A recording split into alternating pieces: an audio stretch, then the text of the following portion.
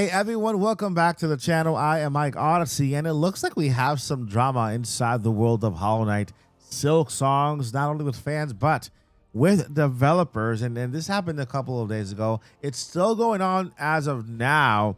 And well, the reason why I decided to make a video to discuss this is because yes, it's still going on right now. We have some developers kind of just I'm not sure, throwing shade at Team Cherry for their decision to drop the price of the game at $20, and also their release time, from announcement to release time. And so we're gonna go ahead and go over that right now. I'm gonna give you my opinion as well as just kind of break this down. I want to hear your thoughts down below as well, because well, this should not go on in the world of indie gaming. And just like we cover the good, we should also cover the stormy little seasons that go on in the world of indie gaming, so that we can discuss, make things better, and just kind of move forward. So let's go ahead and get into it. But before, if you are brand new here to the channel, I want to say welcome.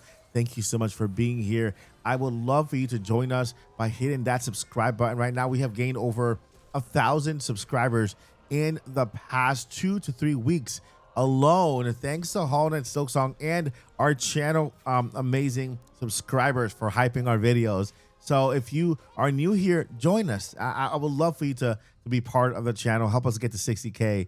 All right, let's go ahead and get into it. All right, the first thing I want to bring out here is this little post here on X that I found that sums up everything very, very clearly, and I think is actually accurate. So shout out to Perma Band. It says, I feel like ranting about this.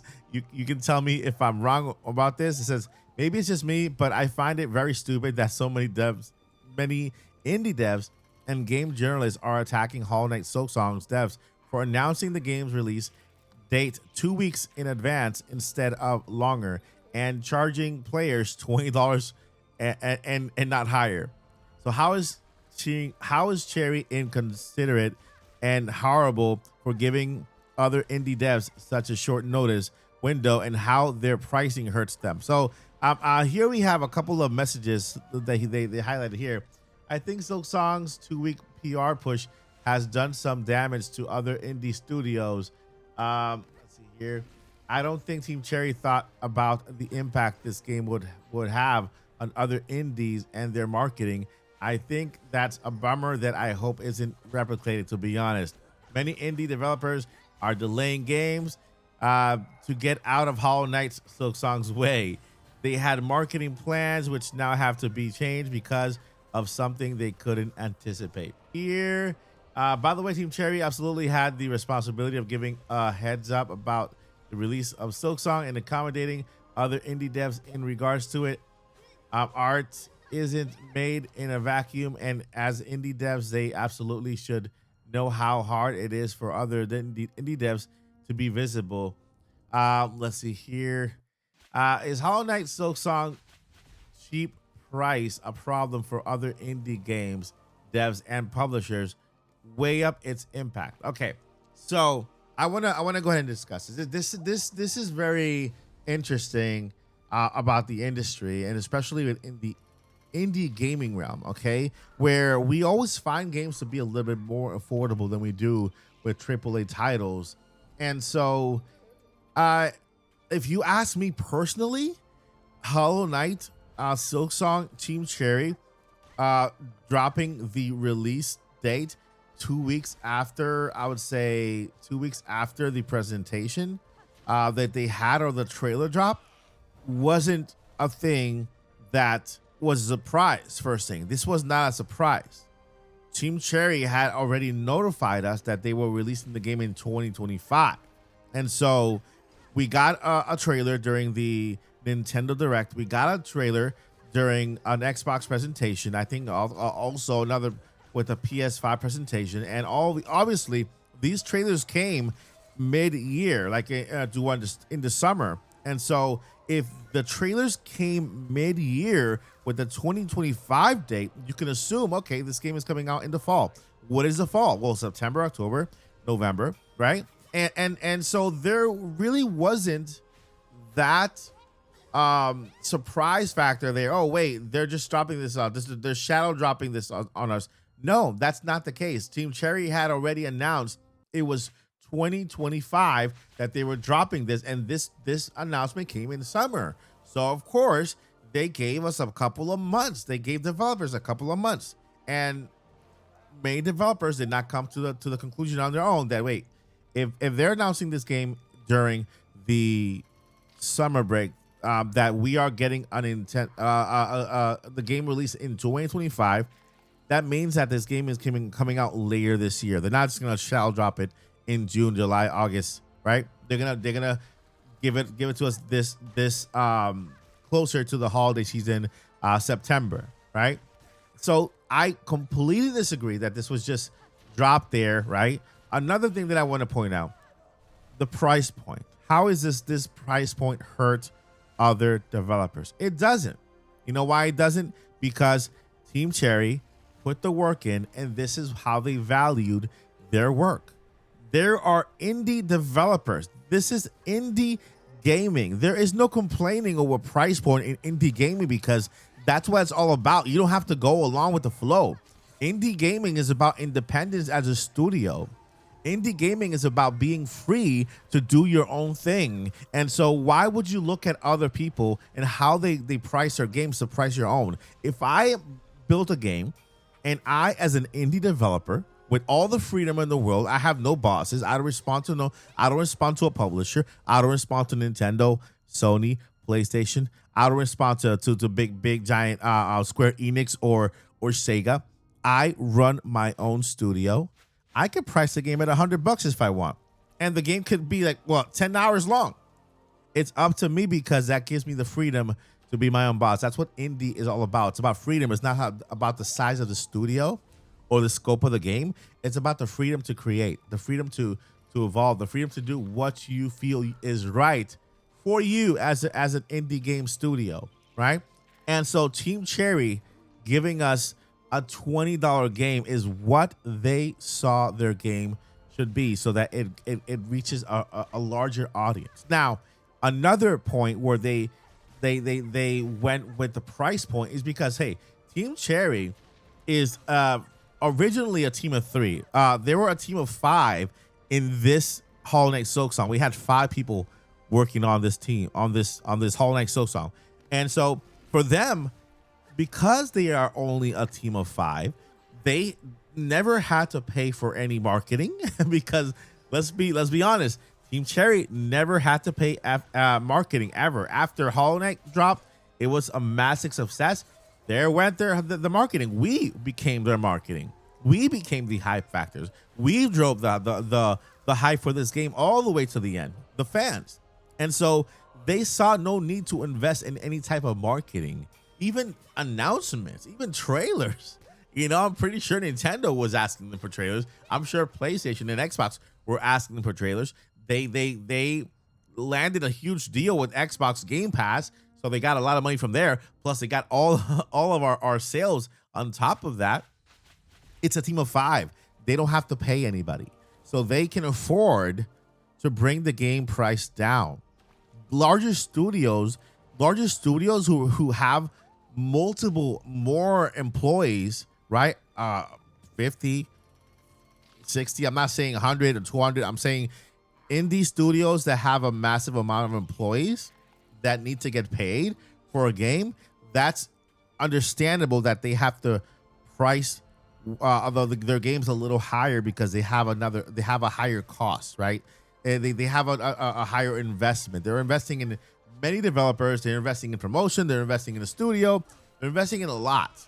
Okay, they're not a team of 5, and so the indie market is about exactly that. It's about meeting demand from the developer. You know, there's no one size fits all. There's no price range that a game should be in the indie industry. That's for AAA. That's for Nintendo, PlayStation, Xbox. Like right now, the new low for Nintendo games is $70. This doesn't apply for indie. We could as indie developers, we could price the games at wherever we want. There should be no issue on that. When it comes to the time for release, They gave us enough time.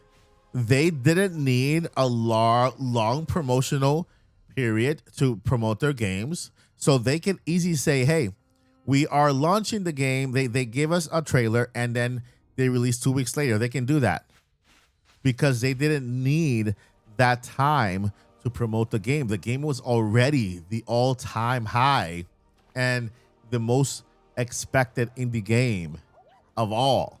So they didn't need this time to promote or to push the game. That's why they could just give us a couple of trailers in the year saying it's coming in 2025, then give us a release trailer in September and launch it a week or 2 weeks later because they don't need that time to promote. The game is already promoted. We're looking for it. We're waiting for it.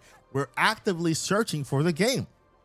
So it defeats the whole purpose of telling us, hey, the game is coming out later next year. They don't need to do that. They don't need to even, they could have just launched, they could have shadow dropped that game and it will still would have been a success as it was because the game was already fully promoted and fully anticipated. Okay, this is what it's all about. This developer here deserves your support. If you are a Hollow Knight Silksong player, I want you guys to go visit this developer. I want you guys to follow them, let them know Mike Odyssey sent you, and I want you guys to support them. You know why? Because they get it. Read what it says here. Why? It says, why only study the blade when you can study the spear and study the hammer? I booted up Silksong yesterday and spent the rest of the night tweaking for atmosphere and vibe in my game. I needed more destructibles. Screenshot Saturday. What does that mean? They didn't spend their time protesting that Hollow Knight was too good or was too expensive or came out too soon. No, they used the opportunity to improve their own game. They used this opportunity to improve their own game. They booted up Hollow Knight. They looked at it with artistic eyes and developer eyes and say, you know what? I spent hours tweaking my own game after that. This is so inspiring. You know, this is so freaking inspiring. The game is called Doughty Beast Games. In Doughty Beast Games, I don't see the name of the game yet, but man, this is so inspiring here. A person that saw a game that is the top of the hype, and instead of saying, "Oh man, my game is not gonna be as big as this," or they're getting in the way of my development. No, I played the game. I immediately saw how great it is, and I went back and spent the rest of the night tweaking the atmosphere and vibing my game. I needed more destructibles, right? And so, isn't that awesome? Isn't that incredible? Go. I'm gonna go ahead and highlight this right here. I'm gonna go ahead and do to their post. Doughty Beast Games. Go to @Doughty Beast Games and let them know Mike Odyssey sent you. You saw them at the Mike Odyssey channel, and give them your full support because man, they deserve it. They deserve it. You know, and so here's a little bit of their game, which looks fantastic, man. Your game is not just a clone, it's Mike. You know, it looks awesome. Look at that boss battle.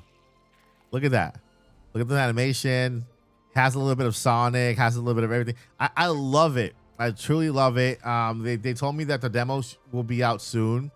Okay, and let's make this the next Hollow Knight song. Let's make this the next Hollow Knight. Let's put all our hype behind the Doughty Beast Games. I don't know what the name is called. Doughty Beast Games. I don't see the Rosker's Run or Rosker's Run. But this is what it's all about. It's not about complaining in the indie sphere. It's about making things better. It's about learning. It's about growing. Every indie developer, and the best part of every indie developer is that they have their own little bubble. They could plan. They could be as creative as they want. They can do whatever they want. That's the freedom that indie development gives you, and that's not afforded in any other atmosphere. Like if you work for Nintendo or you work for any other major company. So let me know your thoughts down below, guys. I thank you for watching. It is a subject that I am truly very passionate about, and I can't wait to hear what you guys think. All right, guys, never give up. Journey on. Peace.